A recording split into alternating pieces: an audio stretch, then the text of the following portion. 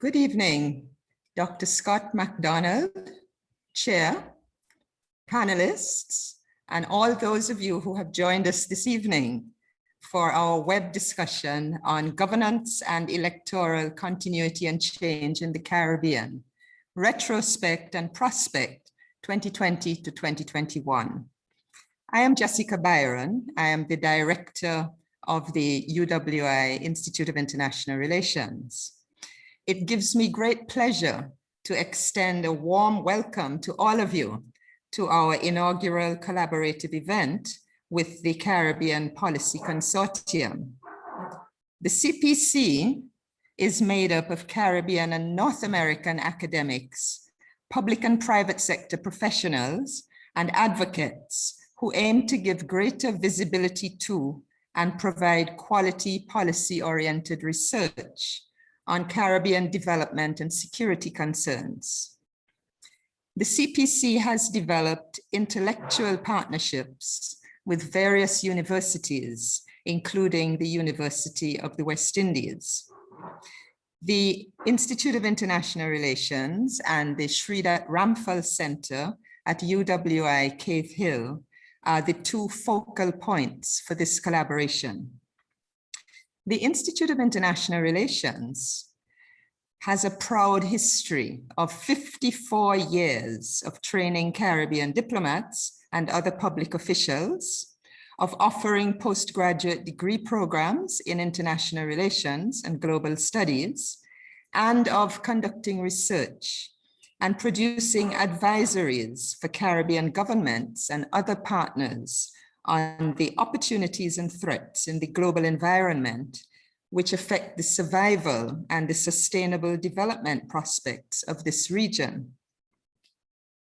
Presently, the entire world is being dramatically reshaped by the geopolitical and geoeconomic repercussions of the COVID-19 pandemic, in addition to all the other ongoing challenges to human development and the biosphere that we have faced for a long time.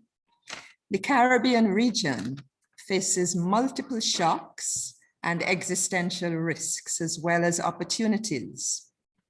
There is an ever-growing need to harness all our intellectual and technological resources to analyze and to interpret these emerging scenarios, to explore and propose responses and potential outcomes.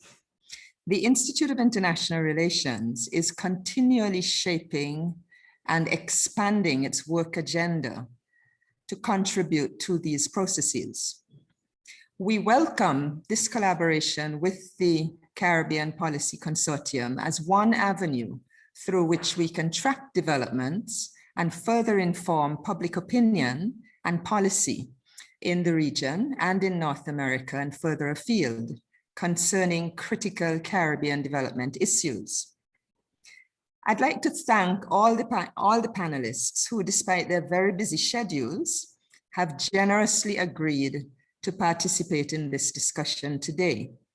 They represent a wealth of experience, and they will offer very valuable insights into the outcomes and possible policy implications of electoral developments that have taken place in the Caribbean in 2020 and 2021.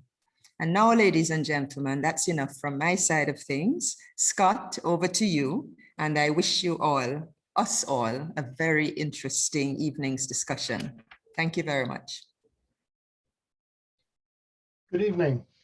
First of all, just mute myself. There we go. Good evening. I'd like to start off by thanking Professor Brian for the lovely introduction.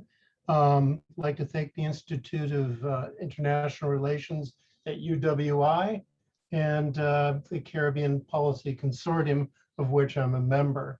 I'd also like to give a special thanks to Evlaw Griffith for helping set this up this evening.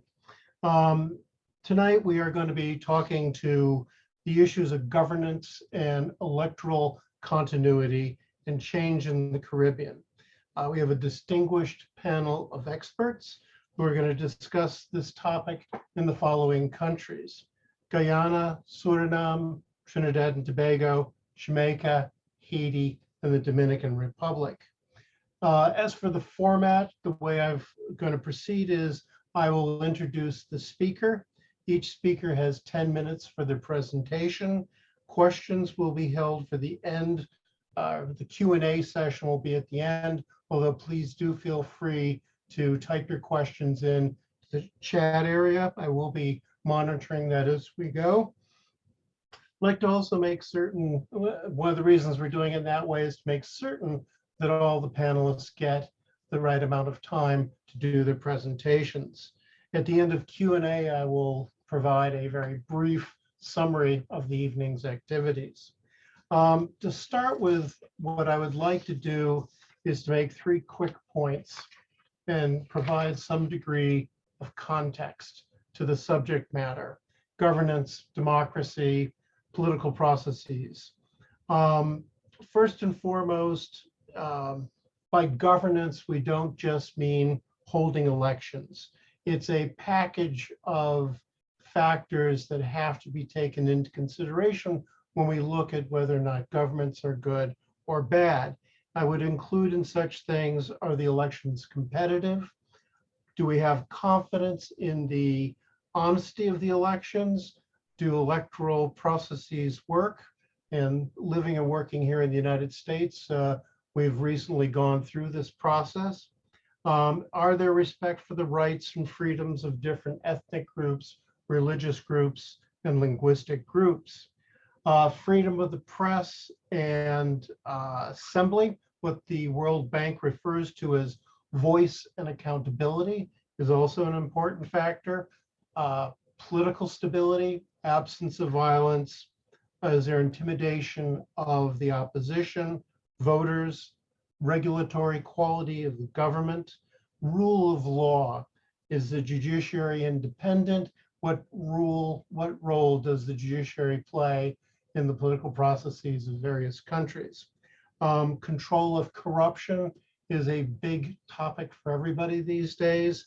The question there goes back to what kind of stewardship do we get from the governments in terms of providing the public good?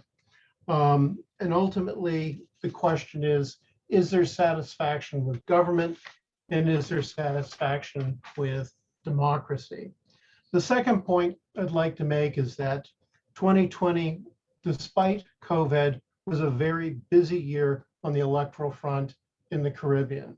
By my account, I might have missed something, Anguilla, Belize, Dominican Republic, Guyana, Jamaica, St. Kitts Nevis, St. Vincent and Grenadines, Trinidad and Tobago, and then if you want to account for the US islands, both Puerto Rico and the Virgin Islands, they all had elections in 2020.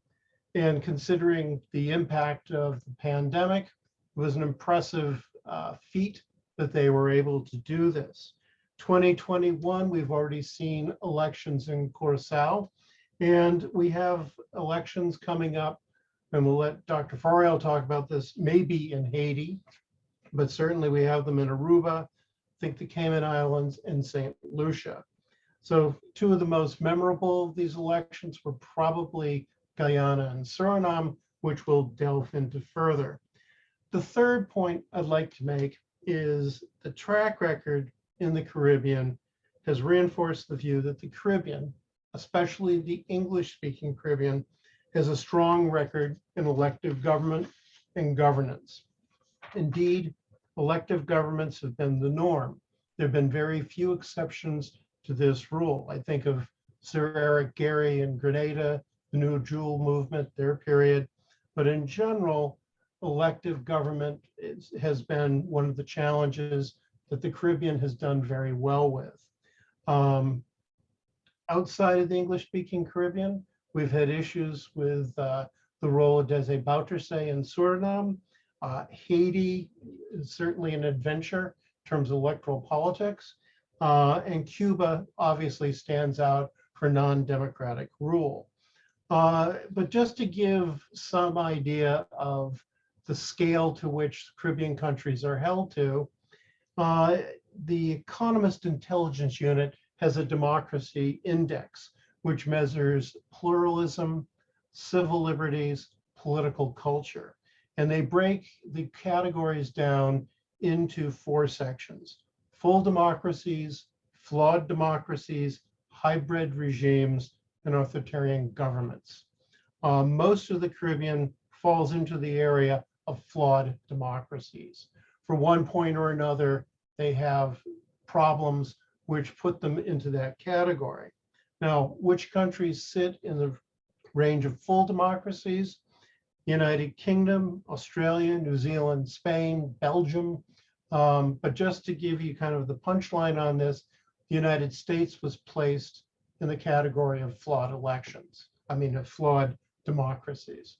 So to give you some idea, we cannot take democracy and its institutions for granted. There are always challenges that occur, but nonetheless, it provides an important political forum, I think, that a lot of countries aspire to. I'd like to introduce our first speaker, Ms. Cynthia Barrow-Giles. She's a senior lecturer in political science at Cave Hill Campus, UWI. She's written, edited, or co-edited 5 books. The one that leaped out at me in her short resume or bio was the General Elections and Voting in the English-Speaking Caribbean, 1992 to 2005. I think it's time for an update. Certainly, we've had plenty of things that have happened since 2005. But she's also very accomplished outside the classroom. She has participated in a number of election monitoring and expert groups in Asia, Africa, and the Caribbean. In March 2020, she was a member of the CARICOM high-level team for the recount of the vote for the 2020 elections in Guyana. In May 2020, she served as team leader of the CARICOM observer mission for the recount of the March 2020 general and regional elections, and she has served as a member of the St. Lucia Constitution Reform Commission 2006 to 2011. We're very lucky to have her here tonight, and I will pass the baton on to Ms. Barrow-Giles. Good evening, and thank you to the organizers for inviting me to participate in what I think is a very important session. I have been asked to speak on the issue of Guyana's electoral saga, implications for governance in a plural society. And we heard our moderator. We heard our moderator speak to the range of issues that we need to take in consideration when we focus on governance issues in the Caribbean.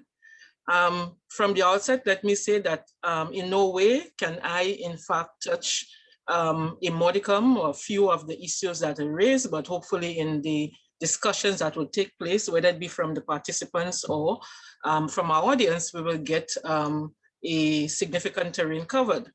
When I think about Guyana and the 2020 elections that I've been asked to speak on, I think this particular election, the word that comes to mind is really ravelment. And though in a sense I've been asked to address the issue of multi-ethnicity and the 2020 elections in Guyana, at least that is my interpretation, I want to reserve my direct comments on this to a very few, but I think pertinent comments, largely because there are Guyanese scholars and others who are far more qualified than I am. And I'm recognizing Professor Griffith in the room or in the session. And they are far more qualified, I think, to talk about the Guyanese situation in that context. And so I refer to the work of distinguished Guyanese academics like Perry Mars and David Hines and Percy Hinkson, just to name a few, and I just make reference, of course, to Professor Griffith, but we also have Ralph Premdes. There are, in fact, a few individuals, and before I forget, which is normal, let me just share my screen with you. I am very sorry about this. Let me just share my screen. But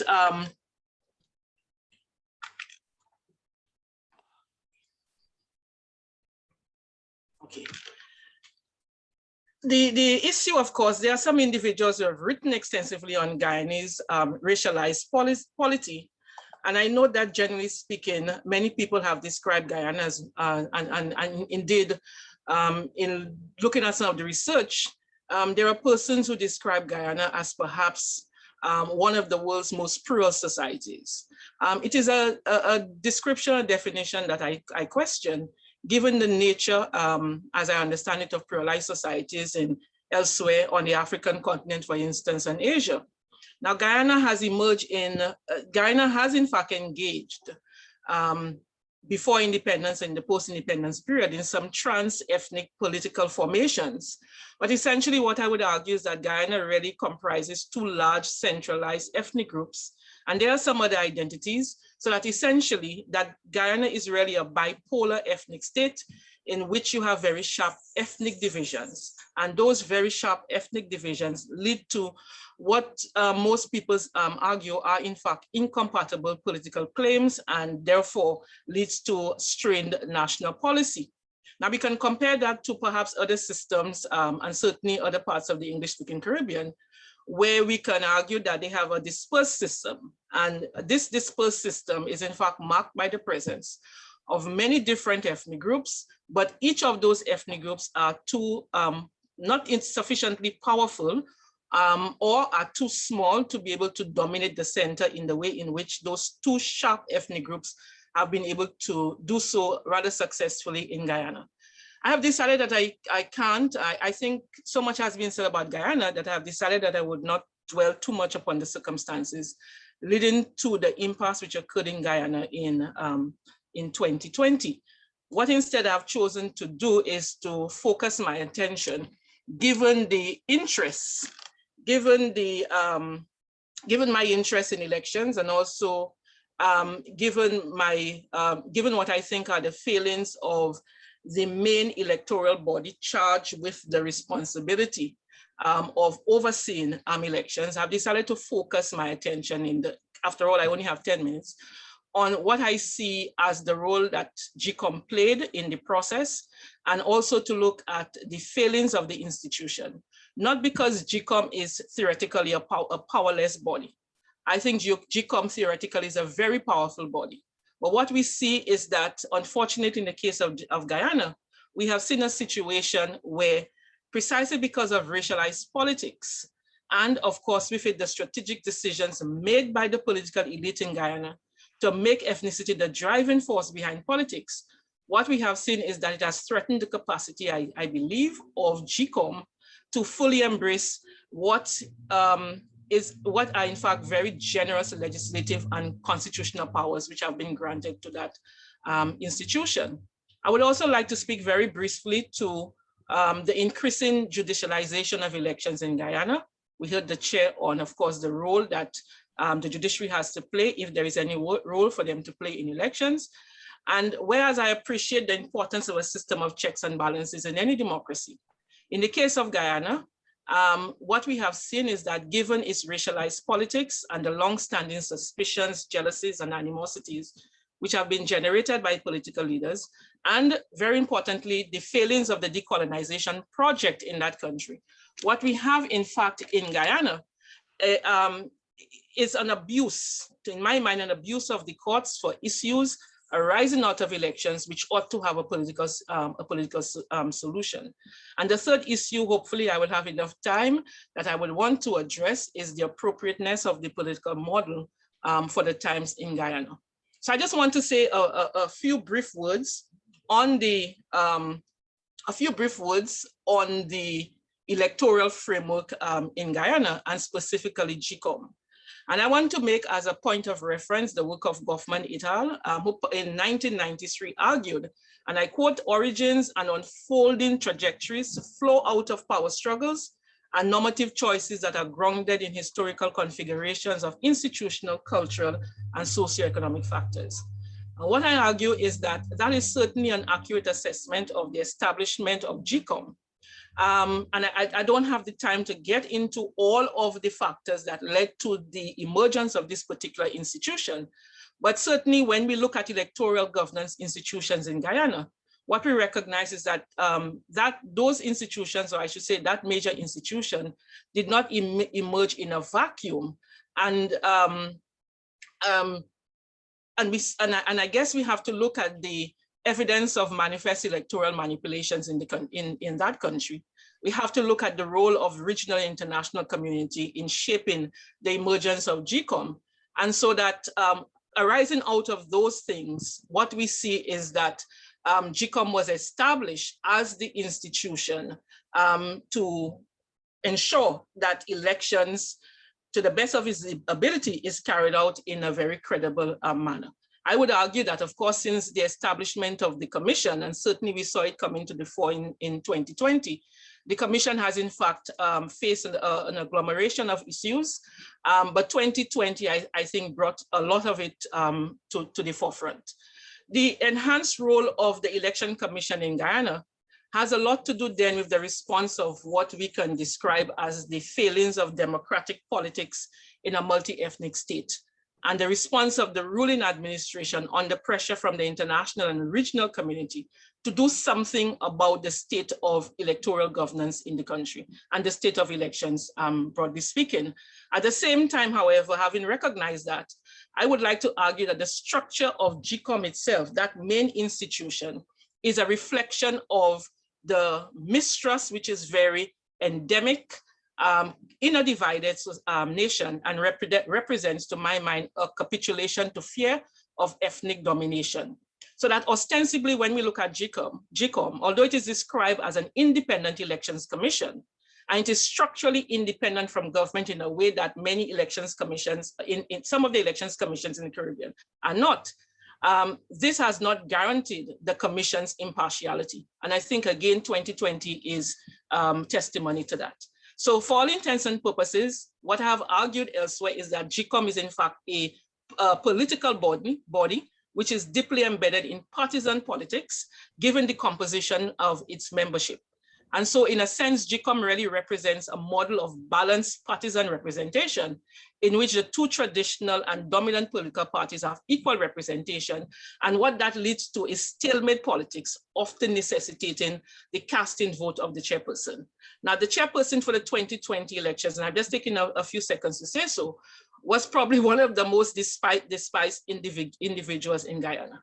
And she lives in fear every day because of the threats to her life, the mock, funeral of herself. She has spoken to me about assassination attempts, etc. And that speaks to the state of democracy, and especially electoral democracy in the country. So what we get is a situation in Guyana where, as I indicated, on paper, GCOM is very powerful.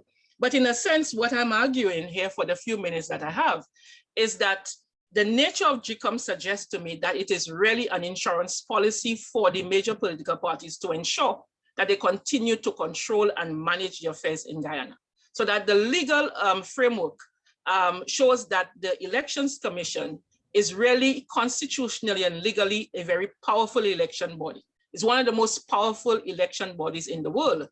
And one of the reasons why I say so is that when you look at the electoral law and election law, and when you look at the Constitution, what you will see is that that commission has been given the power to postpone elections, although I recognize that that power, of course, is a conditional one. But we have to look no further than, for instance, Articles 162.2 and 162.1 and 162.2 to see the kind of power that GCOM has in effect.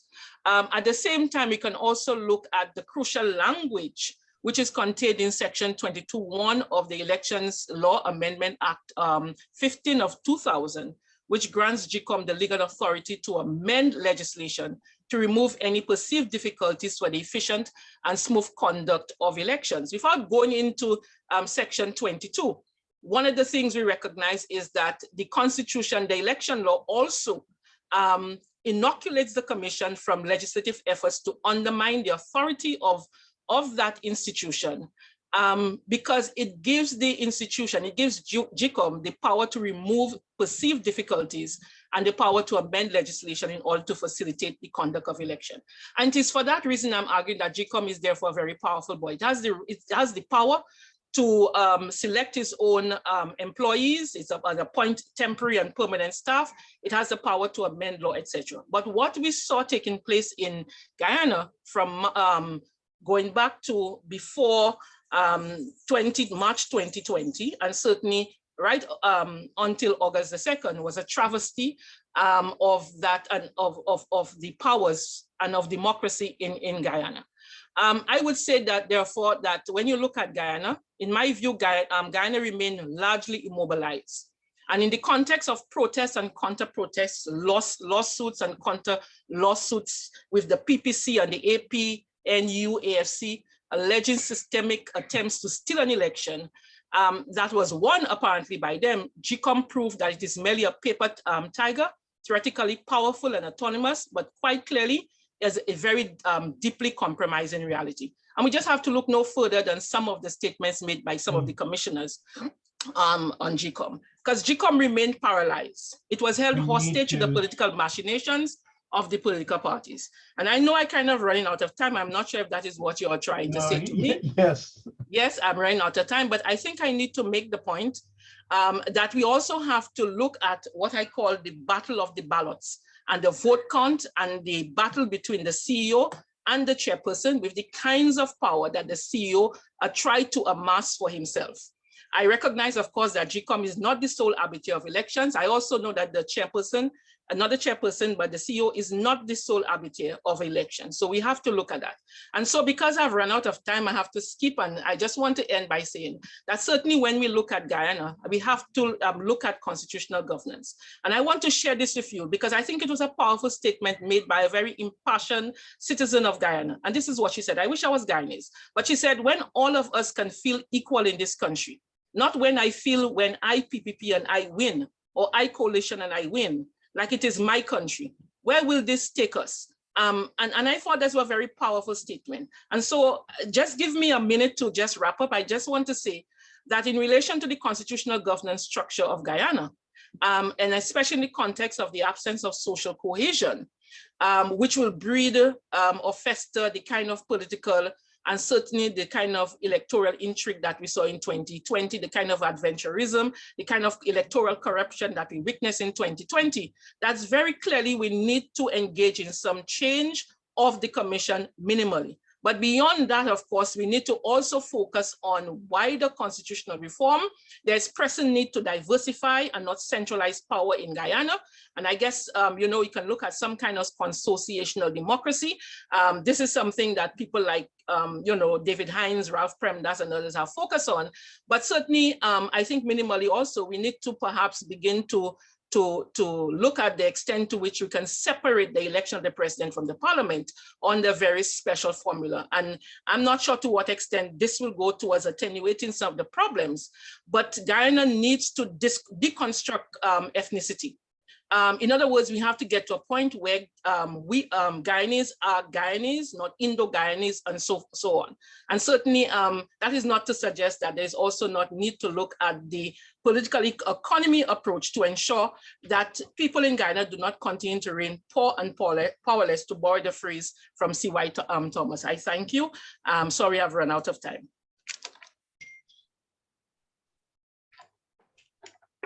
I'll stop sharing my screen.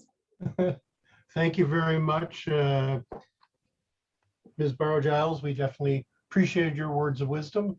I'd like to move on to the next speaker, who's going to speak about Suriname, and that's Professor Jack Menke. He holds a PhD from the University of Amsterdam. He is a full professor of social sciences, research methodology, and multi-ethnic societies at the Anton de Com University of Suriname, and he's a chairperson of the Foundation of the Arts and Sciences. He has published around 10 books, 130 articles on democracy, politics, health and ecology, cultural diversity, and methodology. His most recent book to be launched in June 2021 is Sustainability at the Crossroads, Challenges and Development Opportunities of the Guyana Shield. Certainly a timely book. I will pass it on to you, sir.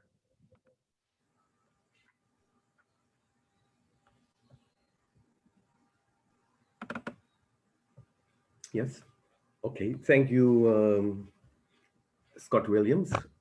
And also thanks to the CPC and the University of the West Indies, the Institute of International Relations for this opportunity. So I think looking at the first speaker and my neighbor, Guyana, I think the start of general elections in Guyana 1953 was quite different from the first general elections in Suriname in 1949. And so what I want to do is just to give you brief analysis of politics in Suriname, and also looking at the perspectives of what I call the volatility of populism and power sharing. In theoretical terms, power sharing is the consociational democracy. Let me move to the next slide. So the synopsis of my presentation is to explain power sharing and left populism and the underlying economic power and ideological constructs and the future perspectives. So, in Suriname, after 17 elections, we really don't have the issue of, let's say,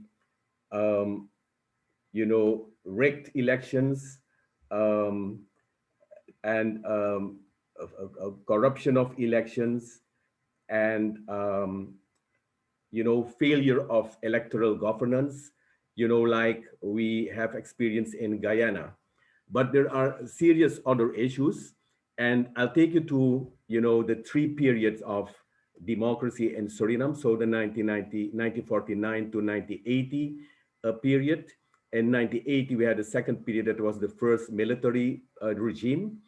And then in 1987, we had a third period when we had 8 elections under a new constitution. But in between, from 1990 to 1991, a second military regime. And you see the military regime is very important also, not only in terms of authoritarian regimes, but also in terms of the way state power has been reserved, in the process of democracy and also in the process of what I call the power shift in Suriname. Okay, let me take you briefly to, what happened in the course of time. So first, we started in 1949 with traditional ethnic and religious parties in Suriname of the major ethnic groups at that time. So Creole or Afro-Surinamese, East Indian and Japanese, so people, descendants and immigrants, indentured workers from Java. And they dominated Surinamese politics together with a Catholic party from 1949 to 1980. And a power sharing tradition was established from 1958 to 1973.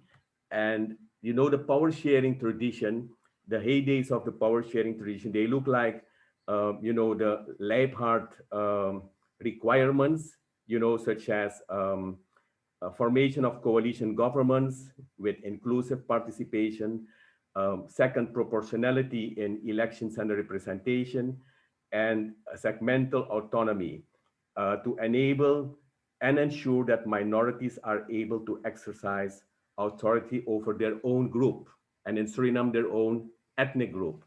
So what happened after we had elections in 1977, there was a coup in 1980, and it was a coup of sergeants, non-commissioned officers.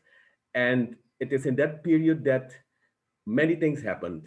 Politically, we experienced left-wing populism, but also we experienced, a change in the economy, in the pillars of the economy that I will touch on at the end of this presentation, because the pillar of the economy from 1916, we had the bauxite alumina industry, and the bauxite alumina industry was the driving force after the Second World War, during the Second World War and thereafter.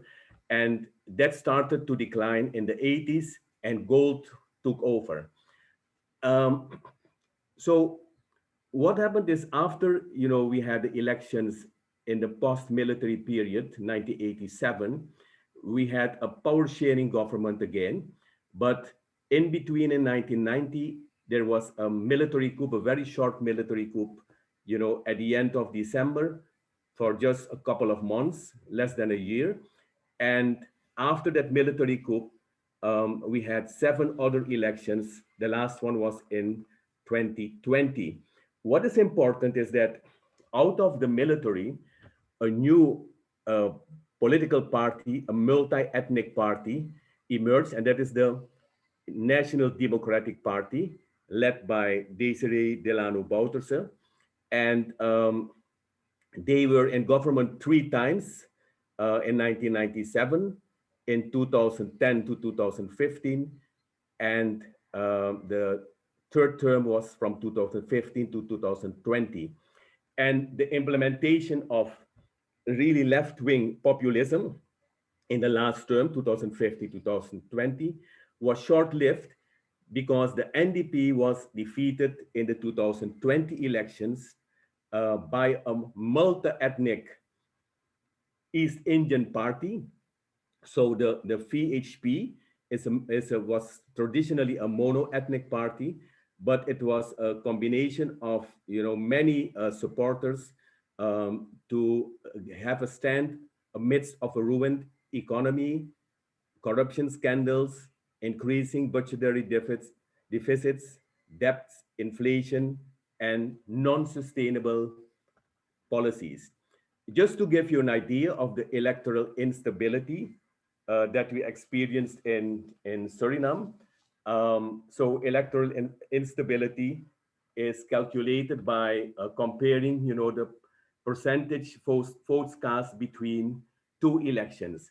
And as you can see, in 1987, the traditional mono-ethnic parties who had a power-sharing coalition government in 1987, they casted nationwide 87% of the votes cast, and the National Democratic Party only 9%.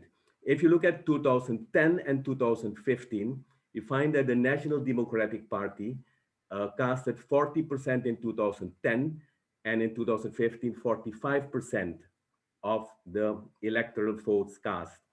And if you look at the end, the loss and the gains from 1988 to 2020, that is the last row, then you see there's a serious loss of 35.8% for the traditional mono-ethnic parties. And you see that the NDP had a gain of 14.6%, and the other parties, 21.2%. Now, to understand Suriname, we always had a multi-party system with most of the times more than 20 political parties, involved in elections.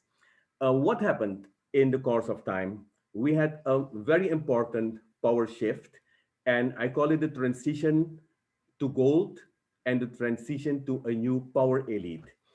To make it short, the pillar of the economy before the bauxite, alumina sector, and also the huge Dutch development aid in 1975 at the political independence of Suriname. Suriname had a golden handshake from Holland of more than 3.5 billion Dutch guilders. And that was the power base of the ruling political parties before the military coup.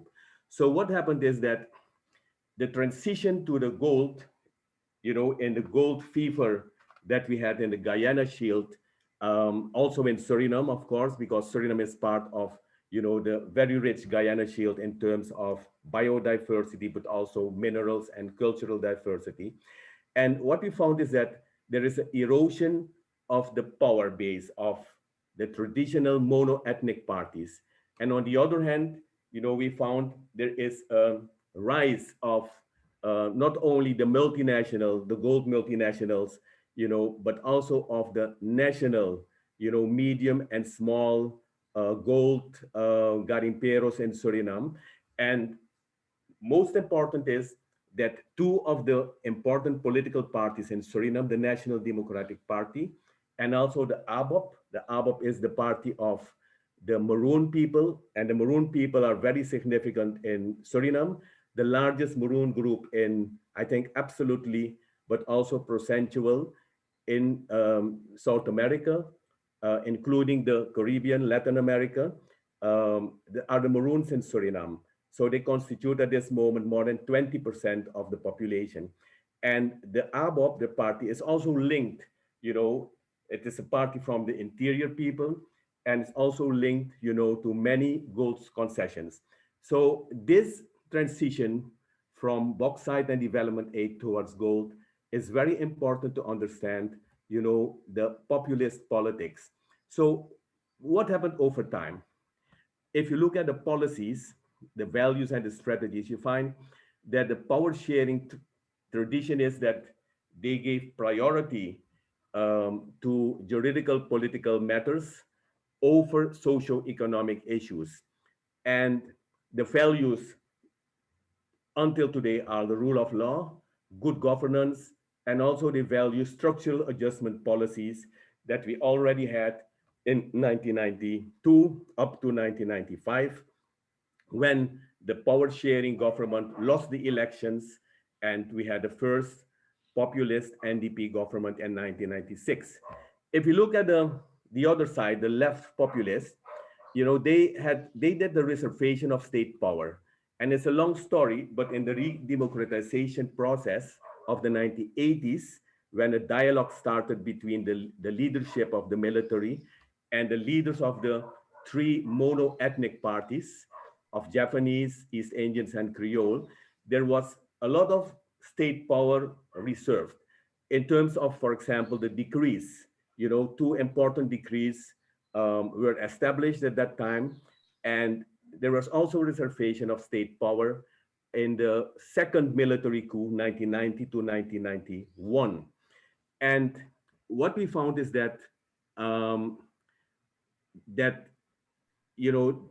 the left populist parties had very important strategic issues. One was a social contract with the population, and that is in line with populism, because populism is a way of exercising political power in which the opposition between ordinary people and elites is considered important, and the populist leadership taking the side of the people.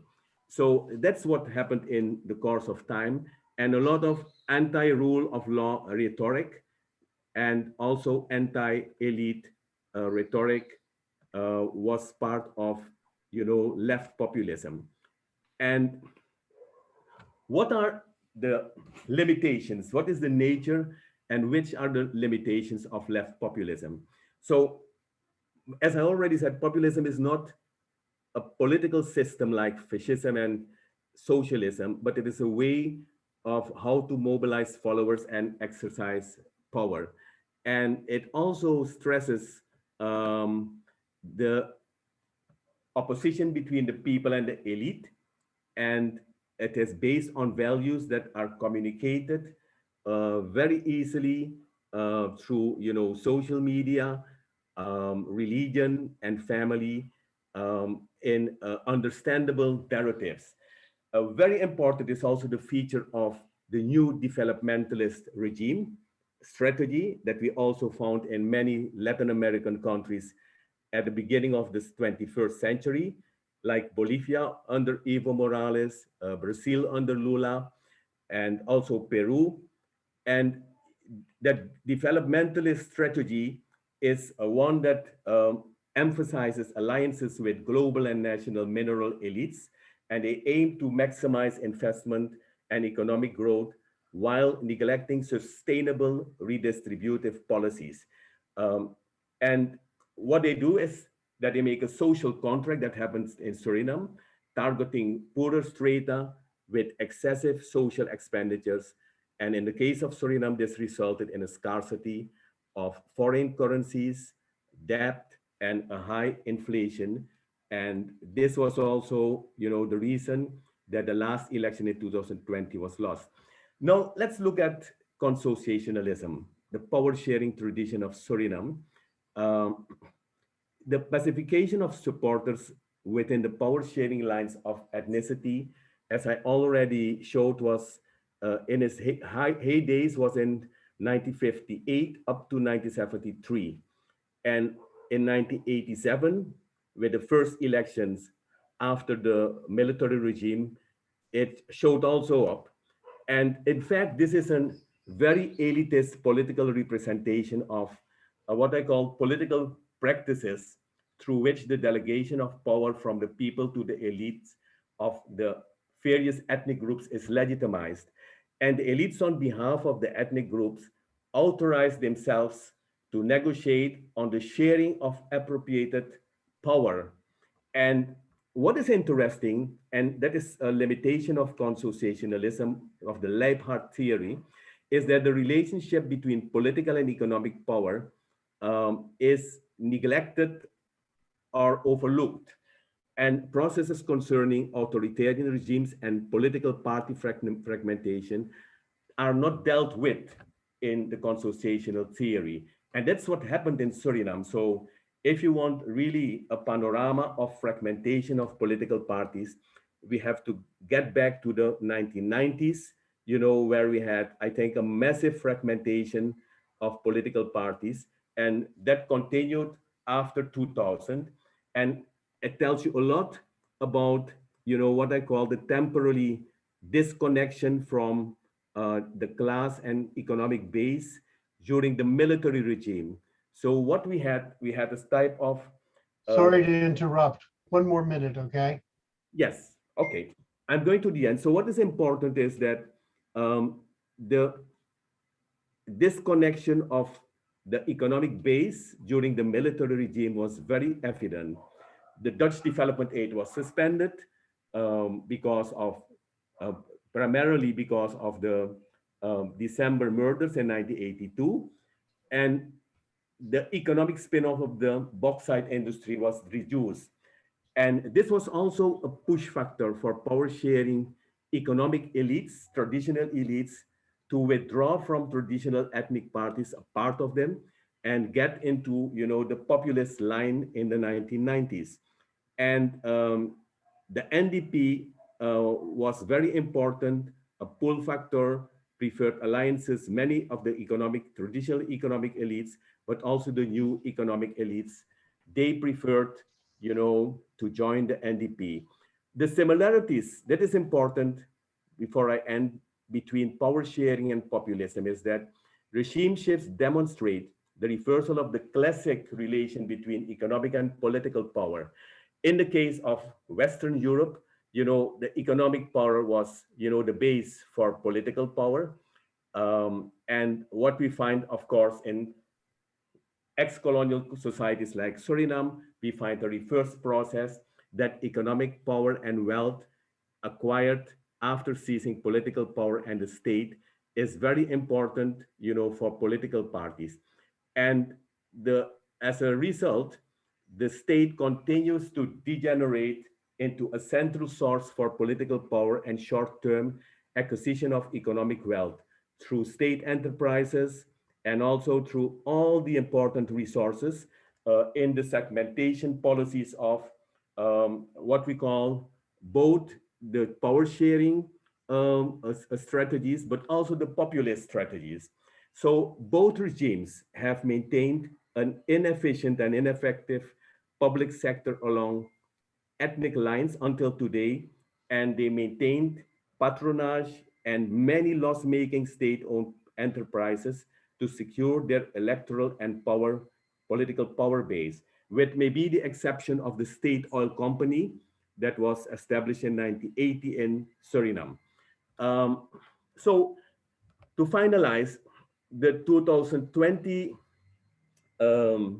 victory of the Indian party, the VHP, who gained 20 of the 51 seats, and is engaged today in a power sharing coalition with the ABOP, the coalition, the party of the Maroon, the Japanese party, and a traditional mono-ethnic Creole party, the NPS. So 4 parties in a coalition.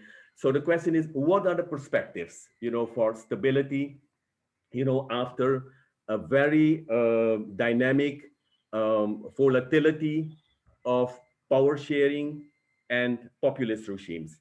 When keeping the status quo for this power sharing coalition of the public sector institutions with the patrimonial character and clientelism, with a focus to maximizing investment based on alliances with global and national mineral elites. And we already had a gold. And tomorrow, in the footsteps of Guyana, within, I think, 2 or 3 years, we will also have now the offshore economic oil exploration. If that is the case, while neglecting sustainable policies, for the vast interior of Suriname with its rich bio and cultural diversity, and neglecting sustainable redistributive policies, I think that the regime volatility in Suriname will remain with very good chances, for populist left populism in the near future in Suriname. Thank you.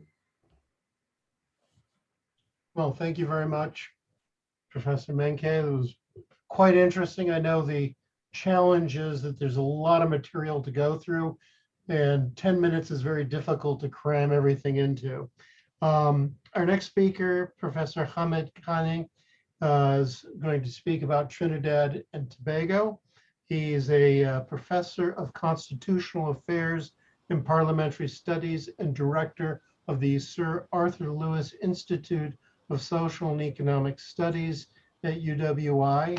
He is a former dean of faculty of social sciences and a former head of the Department of Behavioral Sciences. He's also had considerable experience in working with government. He served on 2 Constitution Commissions of Trinidad and Tobago, chaired public consultations on constitution reform for Prime Minister Patrick Manning, and he was a member of the Prime Minister's Roundtable on Constitutional Reform. He's also chaired public consultations for Prime Minister Kamla Persad Bizanar on internal self-government for Tobago. He has published a number of books, Constitutional Development in the Commonwealth Caribbean, Correcting Arhent Lipchet's Hybrid 4, Constitutional Design in the Commonwealth Caribbean. So without further ado, we'd like to pass the torch to Professor Ghany. Thank you very much, Chair, and my screen will now be shared. Right. Thank you. Right, so that I've prepared a PowerPoint that will observe the 10-minute allocation that we have. And I want to thank Professor Byron for the kind invitation to be here today. So if you can go to the next slide, please. Right, so I'm speaking about elections and governance in Trinidad and Tobago, and speaking specifically about the last general election in Trinidad and Tobago in August of 2020.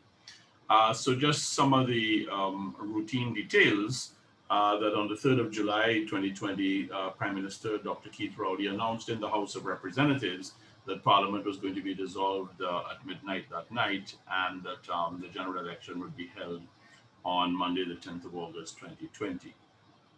Now, this was the first general election being held under COVID-19 pandemic restrictions, and this was a critical factor in the sense that there was a lot of concern about what kind of turnout you were going to have, and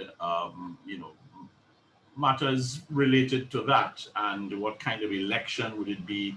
Would COVID-19 restrictions be applied to public events? And certainly there was a fair amount of that. So you didn't have the traditional type of mass gatherings for the election. There was a lot of television type meetings. In fact, I think they reached more people by going on television rather than the sort of community style mass public gatherings where the leader would show up with the local candidates and have a public meeting, 10, 15, 20,000 people, whatever it is, would come, and that could not work in the COVID environment. So it was pretty much more of a high-tech type election with a lot of social media engagement and television type outreach that was used. Trinidad and Tobago, of course, its Bill of Rights is modeled after the Canadian Bill of Rights of 1960. So it is not like the others who have a Bill of Rights that perhaps more closely resembles the European Convention on Human Rights of 1950. And as a consequence, the government was able to use the existing law provisions in our Bill of Rights to be able to use the Public Health Ordinance of 1915 as amended as the basis of putting out public health restrictions that will impact on human rights, but because of the model of Bill of Rights, we have the existing law provisions are protected from being deemed to be violating human rights. So that has gone on, but obviously they couldn't do a curfew. And the only way they could do a curfew was if they declared a state of emergency. That was stoutly resisted. And it was only this year on the 15th of May that a state of emergency was in fact declared, which gave the government the power to impose a curfew. That's just by way of a bit of backdrop to some of what we're going to talk about. The election resulted in a victory for the incumbent PNM. They won with a reduced majority. The majority in the 2015-2020 Parliament was 23 to 18. And the victory here now was 22 to 19. So they lost one seat overall. Next slide, please. Right. Now, what I'm looking at here is the issue of the party preparations. And what we can see here is that the consociational model, and Jack spoke about it just now in respect of Suriname, consociational model was adopted by the UNC, the COP, the NJAC, and the MSJ, and the TOP. So that is United National Congress, the Congress of the People, the National Joint Action Committee, the Movement for Social Justice, and the Tobago Organization of the People in 2010. And basically, they came to a pre-election arrangement as regards who will contest which seats, and they did an allocation among themselves. And that consociational model worked for them in the sense that they called themselves the People's Partnership.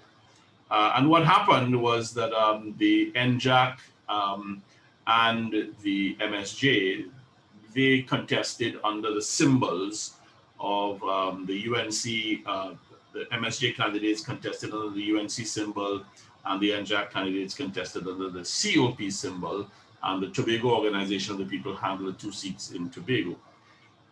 The PNM, the governing party, has never adopted a position other than single party hegemony, and that continued in 2020.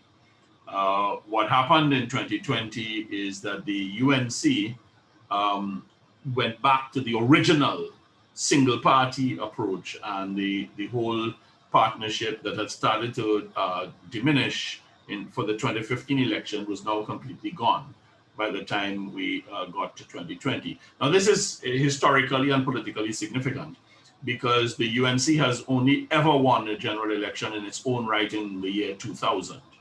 Other than that, it has come into power with the help of coalition partners or some kind of consociational arrangement. So in 1995, when it came to power, it formed a coalition with the National Alliance for Reconstruction, out of which it had been born some years before, and who was its enemy in 1991 and became its ally in 1995. And then in 2010, the UNC had this consociational power sharing type pre-election arrangement that gave them great success. But in 2020, the UNC contested on its own. And in fact, two of its coalition partners from 10 years before, the Congress of the People and the Movement for Social Justice, actually contested against them in some of the constituencies where they did in fact contest. UNC contested only the 39 seats in Trinidad, did not contest the 2 seats in Tobago. There was a new party that had emerged in Tobago around 2017 called the PDP, the People's Democratic Party, and People's Democratic Patriots, and they became the main opposition to the PNM in Tobago. But there was no official link between the UNC in Trinidad and the PDP in Tobago. Nevertheless, allegations were being made by the PNM to try to link them, which was not, it wasn't something that could be officially stated because there was no official relationship, but there have been allegations that there is an informal relationship. The election had 19 political parties and 4 independent candidates. So lots and lots and lots of political parties with very little impact factor on the process. And we need to appreciate that reality. Next slide, please. Right. So the final outcome, I'm being mindful of my 10 minutes here, Mr. Chairman. The final outcome was that the PNM won 22 seats, down from the 23 that they won in 2015. So there was 1 seat that they lost, which was the Moruga Tableland seat in the deep south of Trinidad. That was the 1 seat that they lost. Now the UNC picked up 2 more seats from the 17 that they won in 2015 to get to 19. Now, what had happened is that in the consociational arrangement of 2010, they had given one of their safe seats, St. Augustine, to the Congress of the People. And in 2015, when the coalition was, the consociational arrangement was still kind of shaky and had diminished, they gave the St. Augustine seat back to the Congress of the People. So that in 2020, now they were contesting only as a single party. So they got back their St. Augustine seat, but they also won Moruga Tableland that the PNM had gained in 2015. That's a marginal seat. So it has gone back and forth, and the UNC captured it in terms of the overall seat spread in Trinidad. Now, looking at the votes, the PNM got 322,250 votes, 49.05% for their 22 seats. The UNC captured 309,188, 47.09% of the votes cast. They only contested in Trinidad. They did not contest the 2 seats in Tobago. So if we had to do a head-to-head between the PNM and the UNC, we would have to confine that head-to-head analysis to Trinidad alone. So taking out the Tobago vote from the PNM and doing them on a head-to-head basis in terms of just the Trinidad analysis alone, what we can see is that the PNM won 305,848 votes in Trinidad and won 20 seats, while the UNC got more. They got 309,188 votes, but they got 19 seats in Trinidad alone when we do the head-to-head. This is a factor that has been happening for some time. It, of course, it's one of those features of the first past the post system. And perhaps I'll discuss it a little more when I go to the next slide. Next slide, please. Right. So what has happened here now, we have seen the revival of the manufactured majority phenomenon. It is a phenomenon that began to come into Trinidad and Tobago politics after the formation of the UNC in 1989 as a separate political party that ushered in a genuine 2-party system with rotations of power. So we've seen rotations of power since the formation of the UNC in 1989. There was the National Alliance for Reconstruction in 1986 that won an election. The UNC fractured from the NAR to form on its own, and the NAR has never been itself ever since. So when we look at the issue of the manufactured majority, which in political science terms, as those of you in the discipline would know, it's winning a majority of seats with less than 50% of the total votes cast. This has happened quite often in Trinidad and Tobago since after 1989. So in 1991, you saw that the PNM won a majority of those days was 36 seats. The PNM won 21 of the 36 seats with 45% of the vote. The UNC won 13 seats with 29% of the vote. The NAR won 22 seats in Tobago with 24% of the vote. Turnout was quite high, 65%. In 1995, what we can observe, again, first past the post in operation, creating this manufactured majority, the PNM increased its vote. They got more votes in 95 than they got in 91. So they went up to 48.76%, but they lost 4 seats for gaining more votes. And the UNC jumped considerably from 29% to 45% and gained 4 seats in the process. The NAR lost 20% of its vote and retained the same 2 seats in Tobago. So that was a coalition government was formed between the UNC and the NAR. 2001, the PNM, 46.5% of the vote, they won 18 seats of the 36. The UNC, 49.9% of the votes, they also won 18 seats. You had an 18-18 tie as a result of the 2001 election. Then in 2007, we had another manufactured majority. The PNM won 26 now of 41. 41 seats were created for the 2007 election. PNM won 26 of 41 with 45.99%. The UNC won, the UNC won 15 seats with the 29.85%. The Congress of the People, which was formed and come into being then, won 22% of the votes cast and got 0 seats. So that this has been another manufactured majority dimension. And if you notice the vote in 2007 and the vote in 1991, the UNC is back to just about what it was in 91. And what the NAR was getting in 91, the COP was getting just about the same thing in 2007. So that fracture was obviously instructive to the UNC and the COP, and the PNM needed that fracture to be able to win. So in 2010, armed with that information, there were discussions. There was a new leader of the UNC, Mr. Basdio Pandey, was defeated in an internal party election, and Mrs. Kamla Prasad Bissessa emerged as leader of the UNC.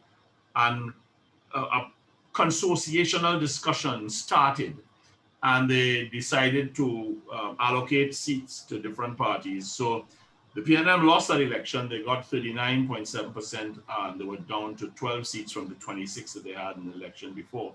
The UNC, with 43% of the vote, won 21 seats out of the 29 they contested. What is significant is that 21 is in fact a majority of 41. So with 43% of the vote and only contesting 29 seats, they won 21 of the 41 seats. The Congress of the People only contested 10 seats, and they won 6 of their 10. The Tobago Organization of the People were allocated the 2 seats in Tobago. They contested the 2 seats in Tobago, and they won their 2 seats in Tobago. And therefore, what was formed was an oversized coalition, a term that would have been used by Aaron Leipart in his Patterns of Democracy book, the oversized coalition phenomenon. So what you had here was an oversized coalition with the 21 seats of the UNC joining the 6 of the COP and the 2 of the TOP to form the Tobago, the People's Partnership. You're then, down to 1 minute. Yes, coming to the end. Then in 2020, we're back now to manufactured majorities again, with the UNC and PNM going as single parties, with the UNC not contesting Tobago. And the PNM won 49.05% of the vote for 22 seats out of 41. And the UNC 47.14 for 19 seats. So only the 2000, 2002, and 2015 general elections did not produce a manufactured majority. All these other elections produced a manufactured majority. So there's a direct link going on between the strength of the 2 parties, the splitting of the votes, and the allocation of the seats. Next slide, please. Now, to understand why this has happened, why the PNM wins a majority of seats and a minority of the votes. In this last election, the lowest turnout of seats, and I've separated the 2 Tobago seats with a little gap there towards the bottom. But the seats that had 50% and less of the votes cast, the constituencies, All of them were won by the PNM. Port of Spain South had the lowest, 42.3%, Laventille West, 43.71%, Digger Martin West, 46.6%, Port of Spain North St. Anne's West, 46.7%, Laventille East Morval, 47.7.17, Digger Martin Northeast, 47.34%, Digger Martin Central, 48.45%, St. Anne's East, 50.21%. All of those seats are geographically contiguous in terms of the Northwest Peninsula of Trinidad. These are the lowest turnouts in the last general election. The highest turnouts, to take 8 to match that 8, 5 of those 8 were won by the UNC. Moruga Tableland, which had the highest turnout of all seats in the country, switched from PNM to UNC. The Pointe-a-Pierre and Faizabad were also UNC. Then La Hoquita, Talpara, and St. Joseph were PNM. Shagwana East went UNC. Tunapuna was PNM. St. Augustine went UNC.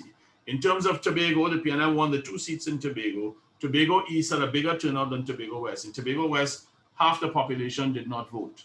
And in Tobago East, 56% voted.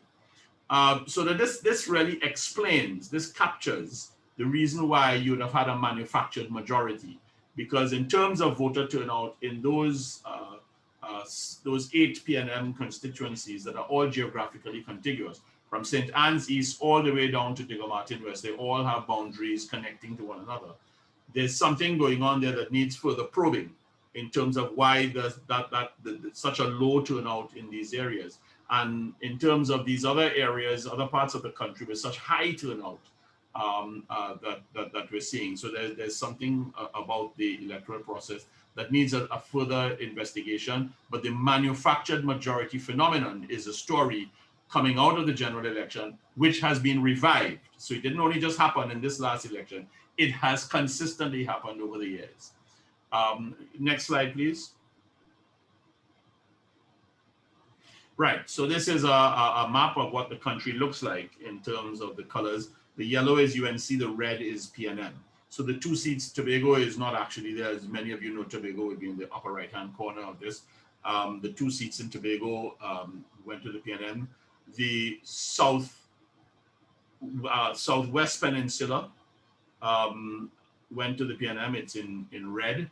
And then across the top, and just one constituency, that's La Hoquita Talparo, that comes down into it. The PNM has everything from the northwest to the northeast, and there are 2 seats that are actually squeezing into that you can see there in yellow. One is Barataria San Juan, and the other one next to it is St. Augustine. Those are the only 2 seats in what is called the East-West Corridor, where the UNC has come in. So that is the state of play with regard to the final outcome of the election. And at this point, I will wrap up, Mr. Chairman, and stay with your 10 minutes. Thank you very much. Thank you very much, Professor Ghany. Wonderful presentation. Wish we had more time for everybody. The next speaker is Dr. George Forreal. He's a fellow with the Caribbean Policy Consortium. He's a senior associate at the Center for Strategic and International Studies, Washington, D.C. He's also a member of think tank Haiti. It's been, I think as long as I've known George, he's worked on Haiti. That's more years than I want to admit to. Dr. Fauriol was also worked for the National Endowment of Democracy for a number of years, Washington, D.C. He served as the Vice President of Strategic Planning and Senior Vice President at one of the National Endowment of Democracy's implementing institutions, the International Republic Institute. He is widely published in foreign affairs, policy, and other journals. He's done a lot of work on the Caribbean in general, Latin America as well. So without much further ado, we'll pass it on to Dr. Fauriol.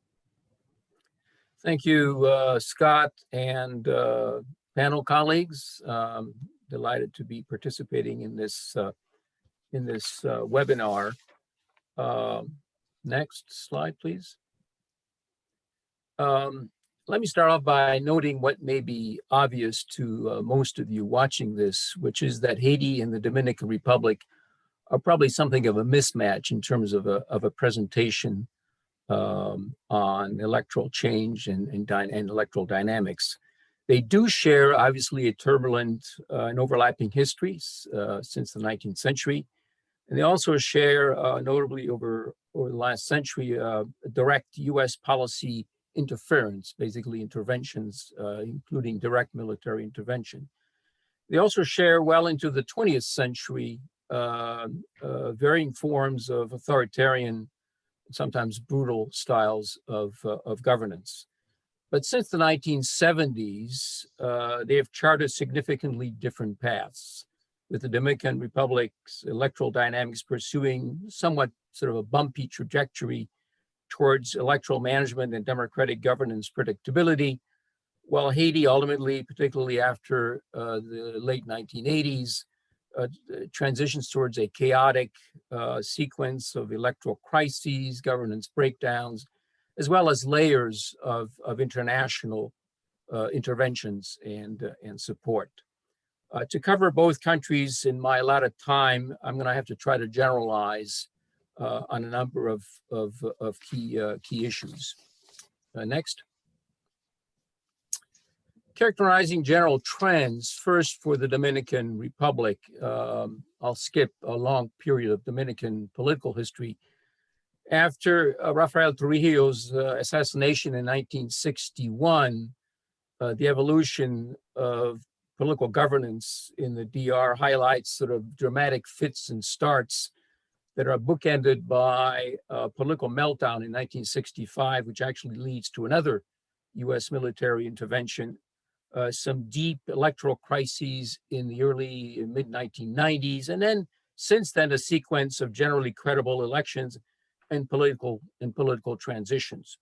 In contrast, the Haitian experience since the collapse of the Duvalier regimes in 1986 is basically involving a sequence of electoral breakdowns linked by more political crises. In fact, as we speak today, Haiti finds itself in another one of these political and electoral crises. Next. The Haitian experience in terms of its political framework, political experience, particularly since the 1980s, continues to lack really a working consensus among key actors in the community. It's confounded often by conflicting expectations and pressures from international actors that play an important role in Haitian political and economic development. And since the 1980s, this has translated into a series of, let's be frank, electoral fiascos that are even matched up by, in effect, a quasi-permanent international political and sometimes peacekeeping presence, which ultimately develops even further within the country. Little of that arguably has actually consolidated governance in general, let alone a democratic governance. Just to look at the electoral dynamics over the last 10 years since 2011, the 2006-2011 presidential term of René Préval, who had succeeded Jean-Bertrand Aristide, ends badly with the 2010 catastrophic earthquake, which generated subsequent delays and political complications over the elections that occurred in late 2010 into early 2011. His successor, Michel Martelly, ends his term of office having actually held no elections to provide a successor to his position, and to some degree also the national legislature, setting in motion a new crisis, which was resolved through a set of elections in 2015 and late 2016, with his successor, the current president, Moïse Jovenel, coming into office in February 2017. In effect, this sort of confusion in 2016 and 2015 sets up the stage for the ongoing crises, which is a constitutional one also, which is when did President Moïse's term begin and when does it actually come to an end? Is it last February or is it February of 2021 of next year?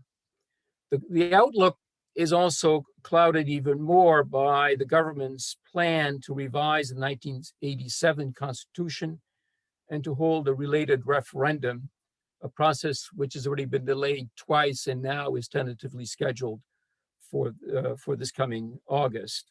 And also the notion of holding parliamentary elections, which were not held when they should have been in 2019, with elections to be nominally held in September of this year. Next.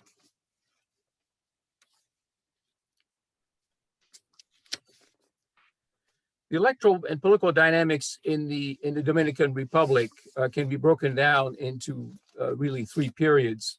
The first one running from 1966 to roughly 1978. It ultimately doesn't really start off extremely well, in the sense that the period right before 1966, after the period between 1961 and 1966, the 1962 elections elect a long-standing personality in Dominican opposition politics, Juan Bosch. He quickly ran afoul of landowners, of the armed forces, in fact, even of the United States, who seems to think that he's another Fidel Castro, and he is thrown out of office by the military. The interim period is so chaotic that it leads to US military intervention in 1965, under whose aegis the 1966 elections are held. What comes out of that process is ironically, to some degree, relatively stable, if not particularly promising in terms of democratic governance, which is one of Trujillo's protege, Joaquim Balaguer, runs a series of elections where he is directly or indirectly reelected until 1978. Nonetheless, this sort of difficult period of transition is a watershed for the Dominican Republic, in the sense that it begins to set up a more stable, more predictable democratic and electoral development. There are a number of other hiccups that do emerge later on, particularly in the late 80s into the early 1990s, where the quality of elections begins to deteriorate. Clearly, fraud frames the elections of 1994 to such a degree that, in effect, it forces a crisis out of which comes a compromise where, for one more time, Balaguer gets to be president for 2 years and elections are held in 1996. That sets in motion, in some ways, a more modern and different set of political leaders and party formation, including the 1996 elections, which bring to office Leonel Fernandez, a much more modern, cosmopolitan politician than his predecessors. And the follow-on period, in some ways, confirms that sense of relative stability and, in the end, if you will, of caudillo politics in Dominican political development. The 2020 elections has brought to the office Luis Abinader. Last year's elections were significant in the sense that they were initially delayed because of the global pandemic and its impact locally in the Dominican Republic. Nonetheless, comprehensive elections, including the president, vice president, 32 senators, 190 deputies, did demonstrate the institutional stability and durability of the country's electoral dynamics. Next. Let me quickly move to four factors that in many ways sort of shape present Haitian and Dominican realities. You can also, this is not an exhaustive list, but you can also view these as variables that begin to explain the degree to which coherent governance practices, let alone democratic ones, are taking root or not. They also represent, particularly for Haiti, arenas that depend not so much on technical assistance, including some of it from the international community, but really on domestic, institutional, and behavioral commitments and long-term discipline. And these will not be easy tasks. Next. First, let me touch on electoral and party politics and political actors. The degree to which the two countries have moved in opposite directions is quite striking. The Dominican Republic progressing towards more modern party, less affiliated with political bosses, and Haiti exhibiting a rise in increasingly personalistic electoral vehicles, devoid really of any recognizable ideologies, and often with no really distinct real world governing plans, and often limited, if not even non-existent, formal party membership, let alone national structures. In contrast, the Dominican political community continuously, so if you will, institutionalize itself, and in some ways the party universe that you have today is a much more modern one than even it was 20 or 30 years ago. When it comes to constitutional and electoral dynamics, likewise, again, significant contrasts. In the Dominican Republic, the political community has continuously tinkered with constitutional structures and elections. In fact, historically, the Dominican Republic has had 39 constitutions, although many of them are really essentially updates or amendments rather than profound textual changes. The latest version in place is a product of changes in 2010 and 2015. In contrast, the Haitian experience is based on the 1987 Constitution, which by all accounts is a somewhat cumbersome, unworkable arrangement. The most profound part of the challenge is that it sets up an adaptation in some ways of the French political system, with a president who chooses a prime minister, and a prime minister that has to be ratified by the parliament. This requires in some ways a strategy that almost on the presidency that also engages the parliament, something that has really never really occurred since 1987. In fact, the current President Moise, has gone through 5 prime ministers, made even more complicated by the fact that since 2020, there hasn't been a functioning legislature. Therefore, there's no real process by which he can propose a prime minister and actually have the parliament approve one. There's also a profound lack of synchronization among the national and local elections in Haiti's electoral calendar, which has really generated an almost overwhelming sense of elections for many Haitians who ultimately, if they bother to vote, never see any changes, regardless of how many elections they do participate in. As such, the timing, as you can see on the screen here, the timing for the Chamber of Deputies, the terms of the Senate, and the term of the presidents are all quite different from each other.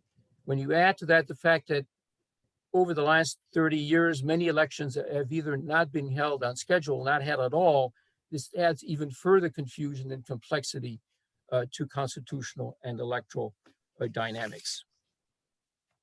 Next. Quickly on electoral management, again, contrast, I don't want to overdo it, but the Junta Central Electoral in the Dominican Republic, certainly today, is an effective, technologically modern, agile, as last year's events suggested, it's professionally managed operation.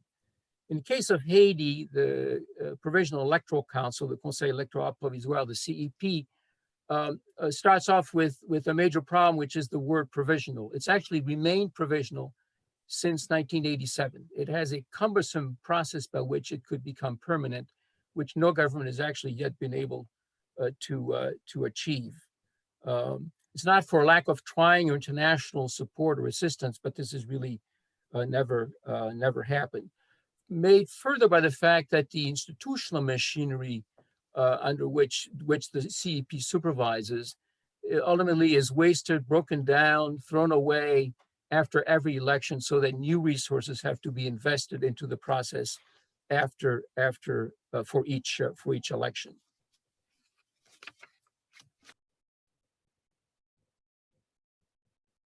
All right, well, thank you very much, George. Great presentation, very informative, a lot of ground covered in a very short period of time. Our last speaker is Earl Maxim, who's a Jamaican journalist with 3 decades of experience in the field. He has worked with RJR Gleaner Communications. He's certainly a seasoned pro, covers a wide range of reporting interests, but has extensively covered the areas of politics and government, international trade, and international relations.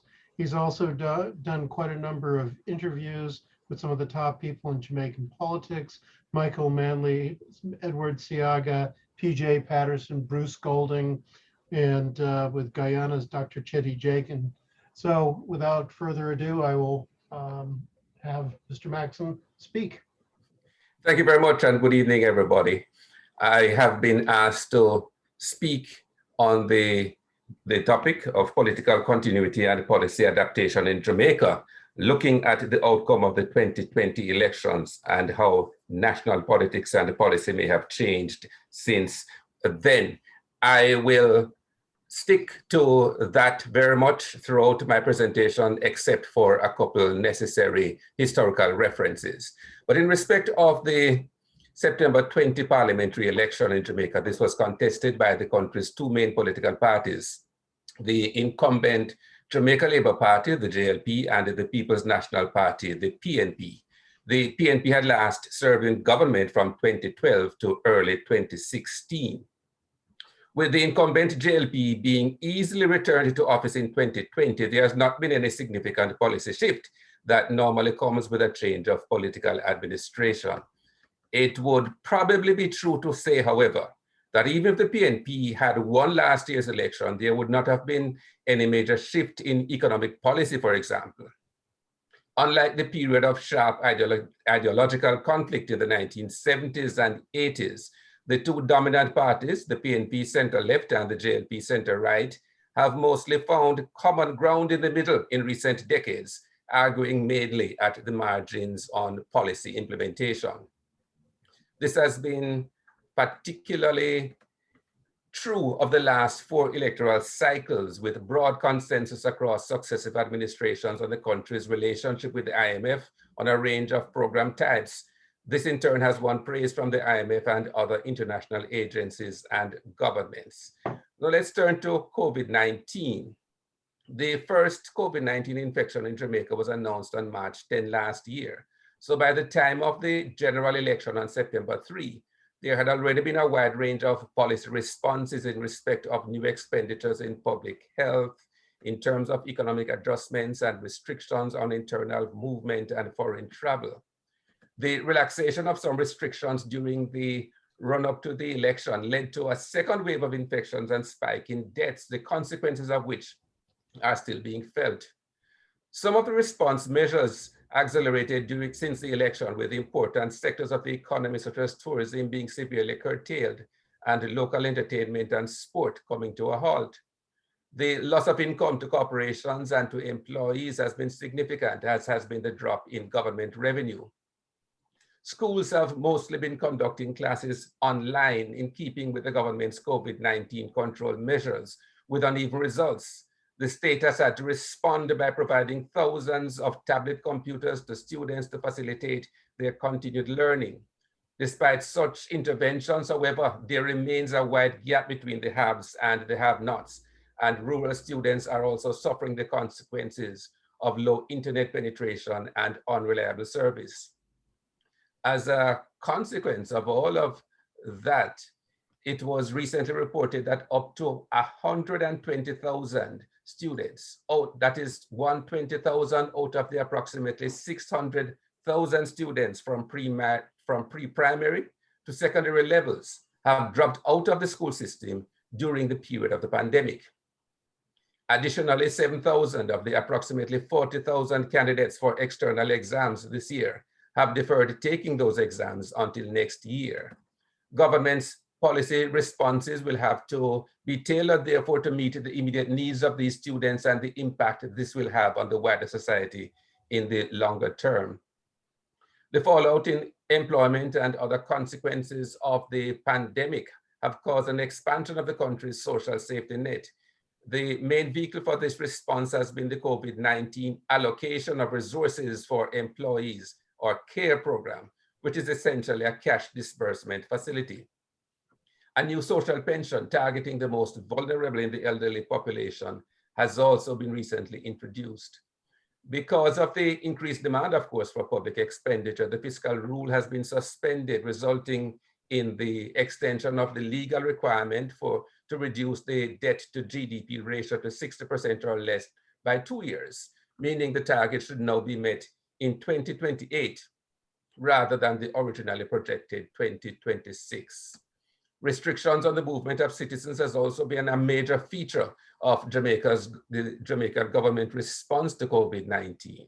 Entire communities were quarantined in the early days of the pandemic, and the movement of residents in these locations severely restricted in an effort to avert community spread. Later, as the disease became more widespread, island-wide curfews became a feature of everyday life. Restrictions began taking place in respect of gatherings at places of worship, at funerals, in bars, on beaches, and other locations, all under the authority of the Disaster Risk Management Act.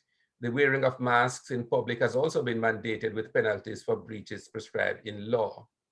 Many of these changes constitute policy shifts that would not ordinarily have been contemplated by the government or tolerated by the citizenry. But of course, we all know this is not unique to Jamaica, as the pandemic has provoked similar responses across the world. Now, in respect of crime, tragically, serious crimes, murder in particular, continue unabated in Jamaica despite the restrictions on movement and other activities brought on by the pandemic. Up to June 14, there had been 627 murders since the start of the year. This represents a slight increase over the 619 killings during the same period last year. And the country seems destined to once again easily surpass 1,000 murders in a calendar year, something it has done without fail since 1997.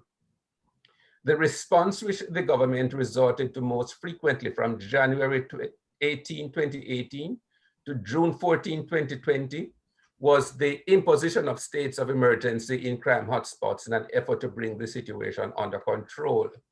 That first SOE in 2018 was in the western parish of St. James, dominated by the tourism capital, Montego Bay. This was followed by several more in other parts of the island until December 18, when the parliamentary opposition voted against extending them. As the crime wave continued in 2019 and 2020, however, states of emergency were again imposed in parts of the island.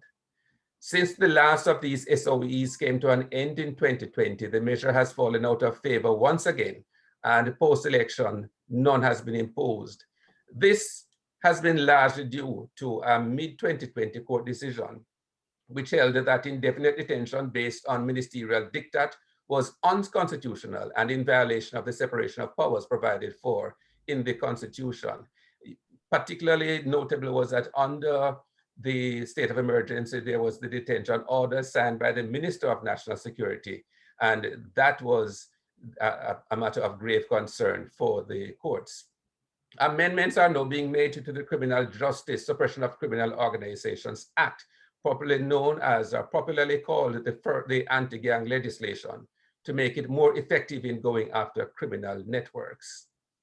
Ironically, states of emergency had fallen out of favor after the imposition of one of those for a year by Prime Minister Michael Manley's PNP administration in 1976.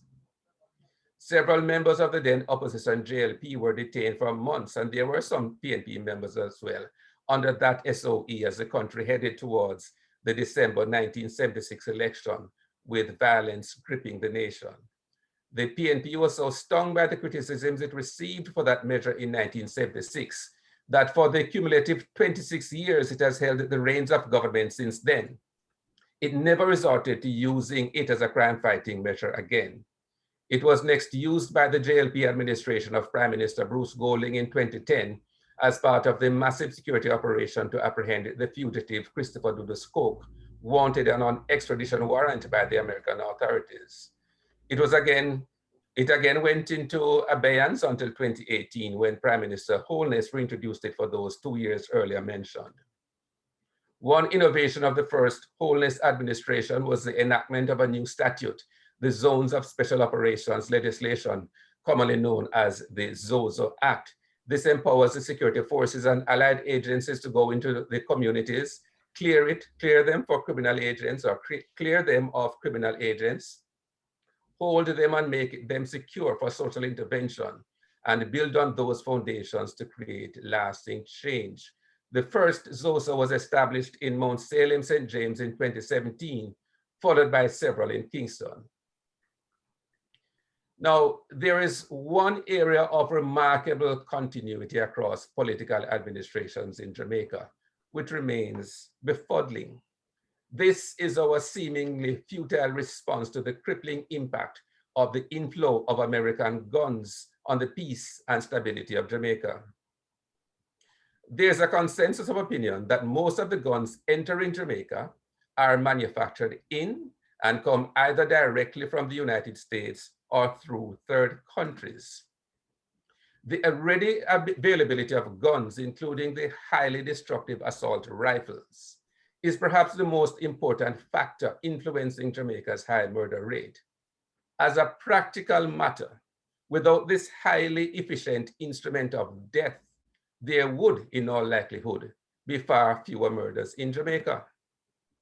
The United States government has brought significant pressure to bear on Jamaica and other Caribbean countries to stem the flow of drugs into America, as is its right, but has not often accepted that it has an equal obligation to do all within its power to staunch the outflow of guns into the region. Interestingly, however, Hillary Clinton, US Secretary of State, during a visit to Mexico in March 2009, made a major concession.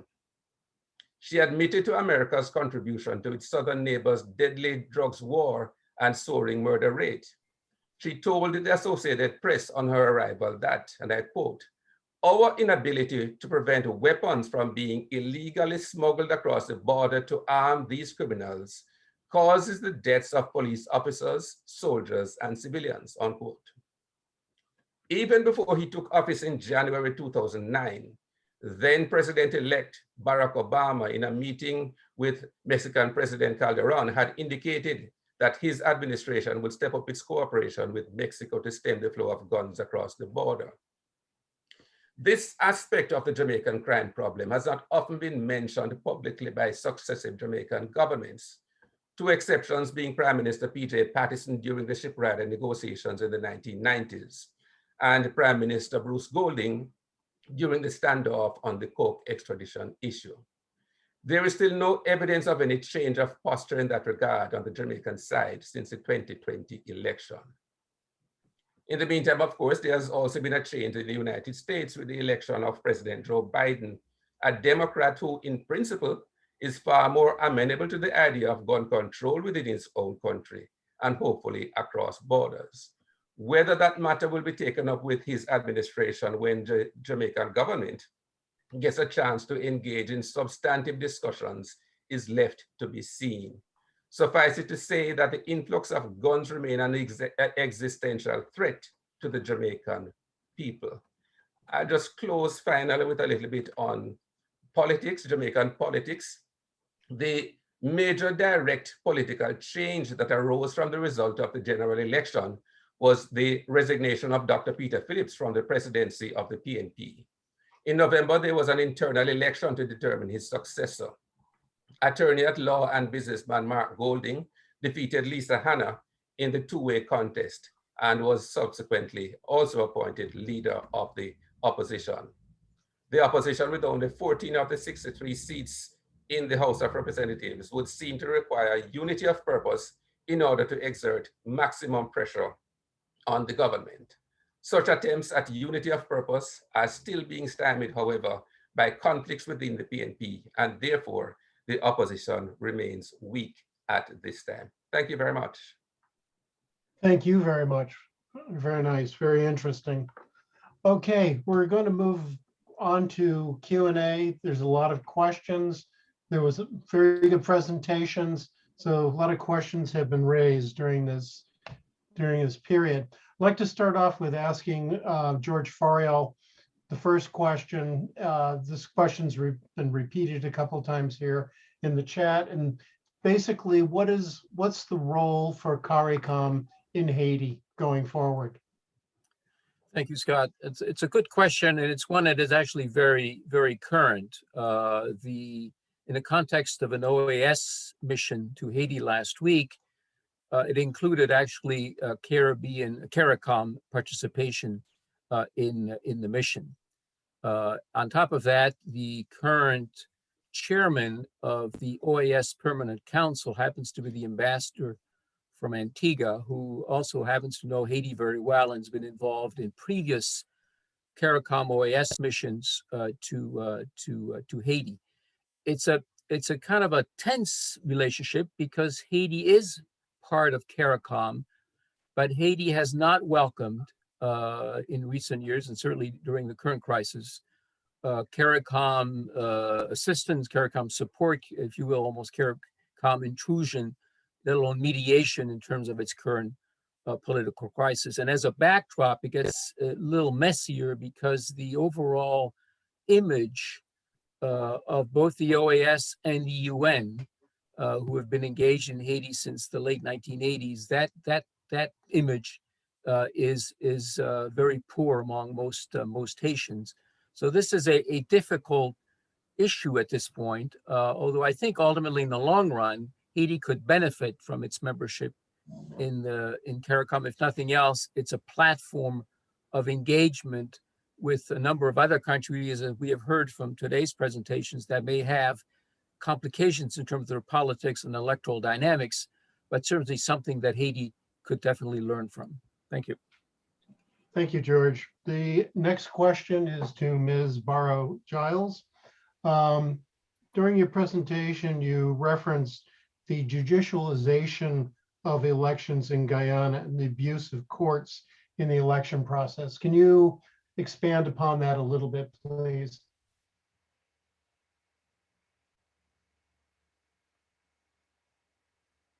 Is she there? Yes, thank you very much. I'm here. Thank you very much. I'm sorry about that.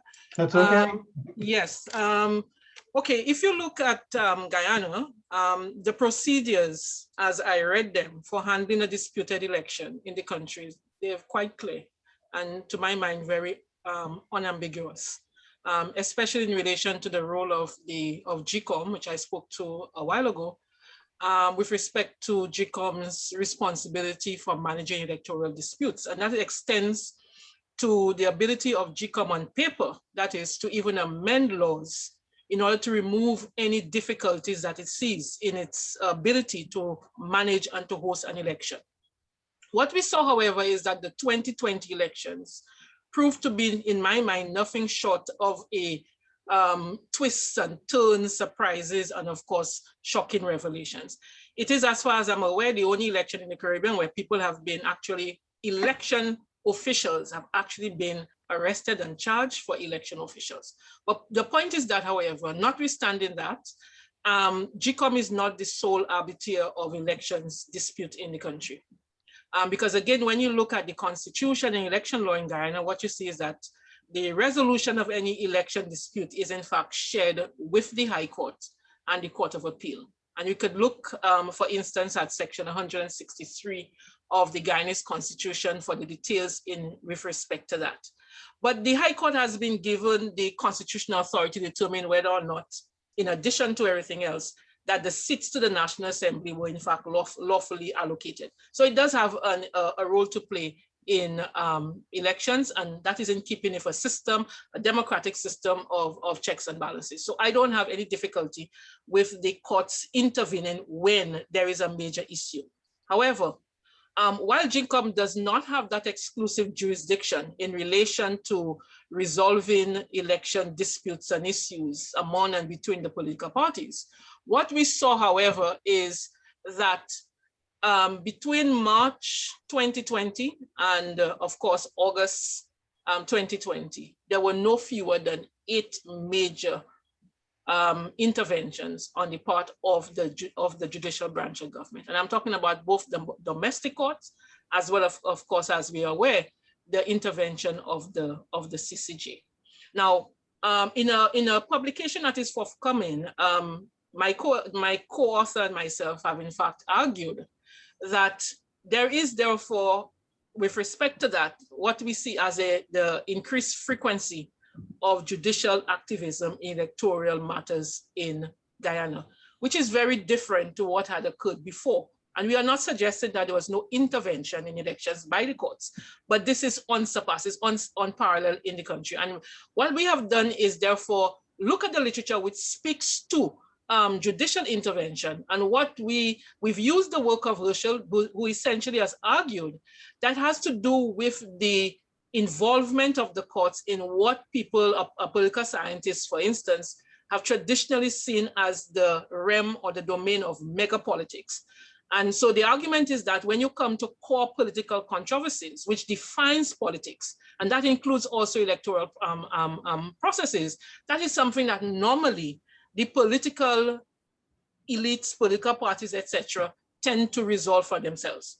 But we are in a situation right now where these same political elites have seen that the courts are likely to intervene or to make rulings that may in fact benefit them.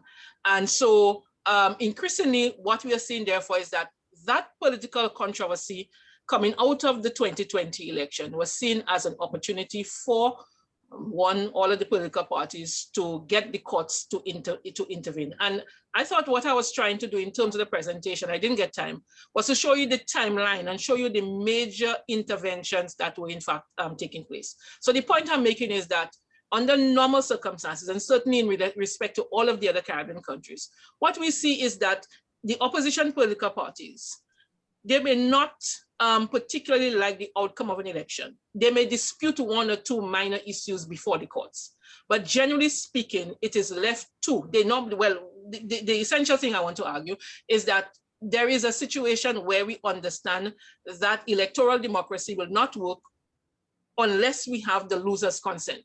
And in the case of Guyana, we did not see the loser's consent, so that there was a deliberate attempt to involve the courts in the situation with the hope and the expectation that they would get an outcome which would be more favorable to them. Thank you very much. Next question is to Professor Ghany and Professor Menke, and also to you, Ms. Barrow-Giles. And that is, we didn't bring this up so much, but what is the impact of oil and how does it relate back to the political process, and especially in terms of ethnic sensitivities? And since Barrow-Giles, you're there, why don't you start?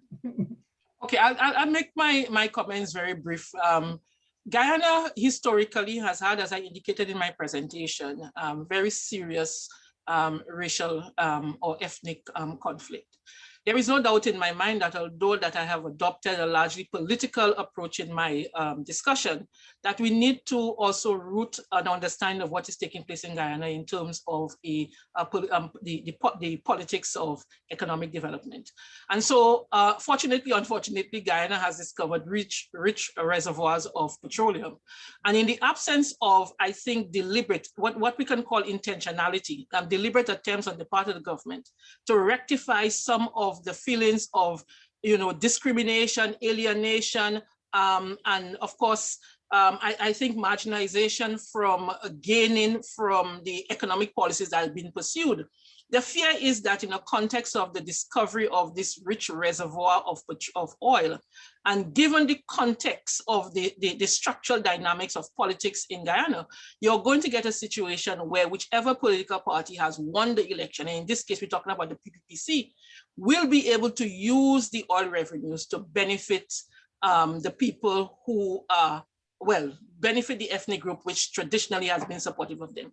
And that is why in my presentation, I argued that one of the things that Guyana has to do is to look at what it is doing at the policy level. I wasn't able to get into it, but they need to certainly look at what is taking place at the policy level to ensure that all groups of Guyanese, irrespective of the ethnic origin, are able to benefit from the resources which are flowing out of a petroleum-based economy. Okay, thank you very much. Professor Ghany? Yes, thank you.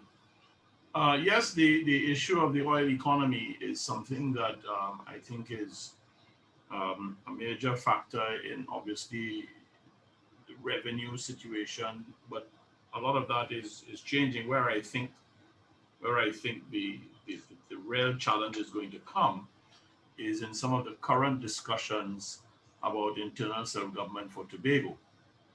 And there is currently before the Parliament legislation that is seeking to grant greater autonomy to the island of Tobago to create a Tobago Island government. A lot of the oil and gas leases, when you look at the areas that are leased, many of them are in and around Tobago and some of them to the north of Tobago. And there has been a major dispute in terms of the bill that is before the Parliament about the issue of the geographical jurisdiction of what would become the Tobago Island government and what implications that's likely to have. It is something that is currently ongoing. It is perhaps a matter that has to be looked at in terms of the future. And I think that what has been unleashed now is that in terms of Tobago, the PNM is currently in control in Tobago politically. There was an election in January of this year for the Tobago House of Assembly that ended in a 6-6 tie, and there has not been the establishment of a new executive council in the Tobago House of Assembly. And that political stalemate is playing out. Now, parallel to all of that are these developments in respect of the energy sector. The state has closed down the main energy company, Petrotrin, and has set up a number of different companies to perform different functions.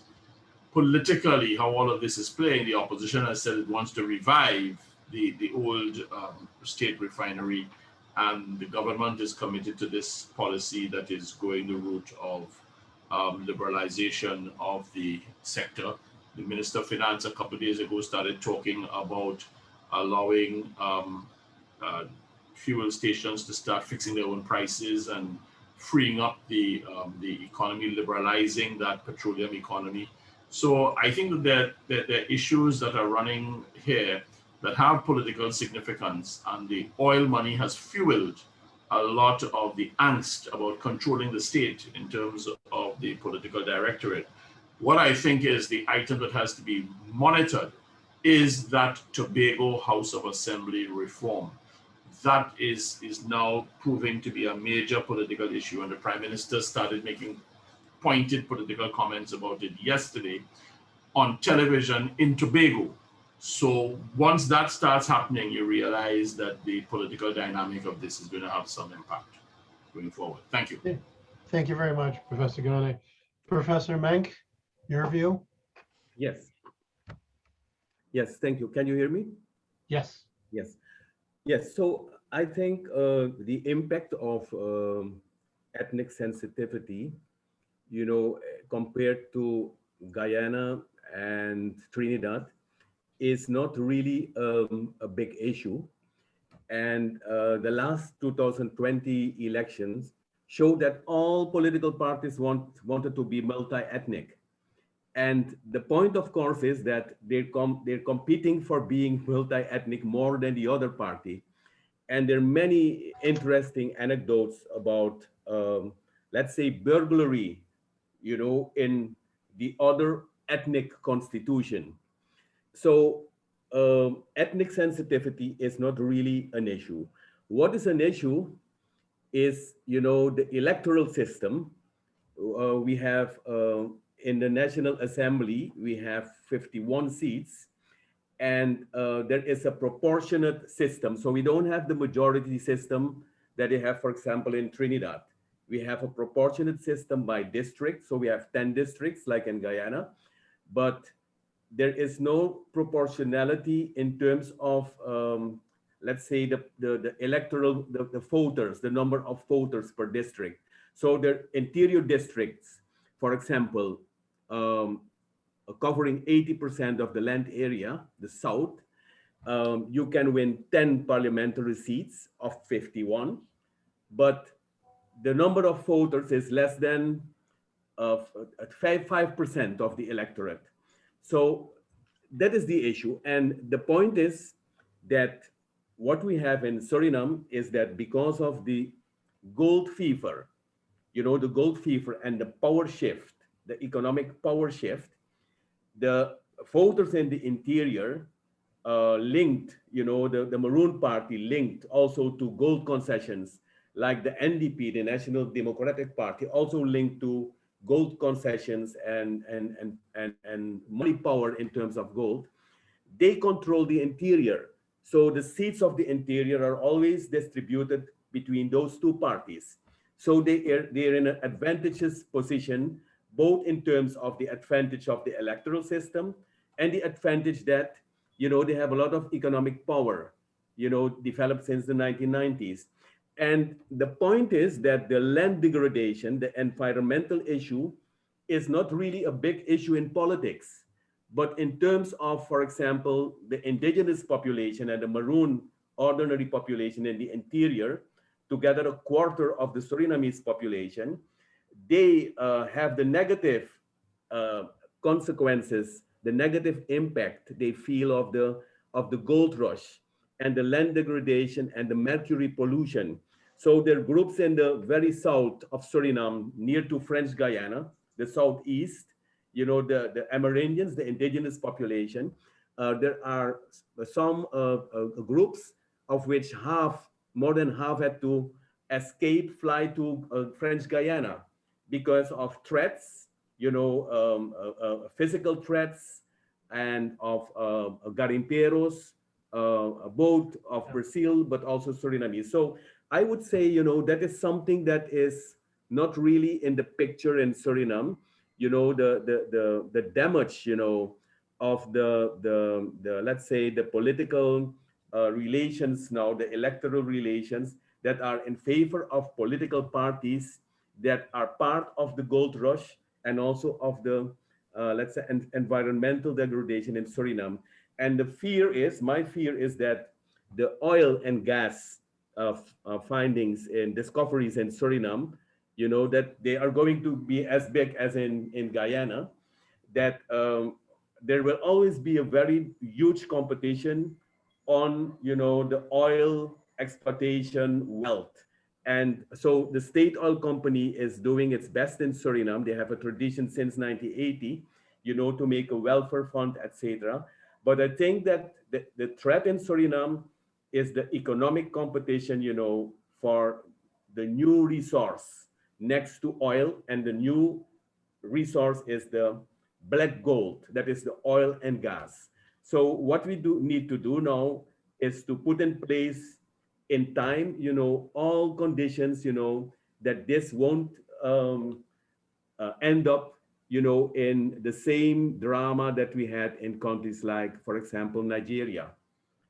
That is, but so multi-ethnicity is not really the issue, because Suriname has grown out of a very relatively harmonious multi-ethnic society in which none of the ethnic groups had a majority. So they're all ethnic minorities, and the system of what we call nation creation is something as culturally respecting all the ethnic groups. So all the political parties want to be multi-ethnic in name anyway, and some are also in reality multi-ethnic. So that is not really an issue, the ethnic sensitivity. Okay, thank you very much. Last question goes to Mr. Maxim, and that is, in the last election, how big a role was the issue of corruption in terms of how people voted? I don't know that it was a determining factor. The fact is that the electoral outturn, the voter turnout, was only, I think, 39%. It was the smallest voter turnout in Jamaica's electoral history, except for 1983, when the PNP boycotted the election. So it was really not much of a contest in 1983. So there has been a significant turn off from political engagement, but one cannot dismiss the impact of the COVID-19 on the voter turnout. In terms of corruption specifically, that continues to be an issue. I think it was a bigger issue in the 2016 election, but it was part of the debate in 2020. But I think it was overshadowed by this overwhelming sense of the impact that COVID-19 had on the people of Jamaica. Thank you very much, Mr. Maxim. Appreciate that. This is the end of the session. Just, there was presentations were excellent. Everybody's ability to work with the time was appreciated. I know everybody had a lot more to say, so we'll have to do another panel here coming up at some point. And I would like all the panelists to stay on because they would like to be able to take a picture of us. And for the audience, thank you very much for sticking with us and listening. And we look forward to doing this sometime down the road. Thanks.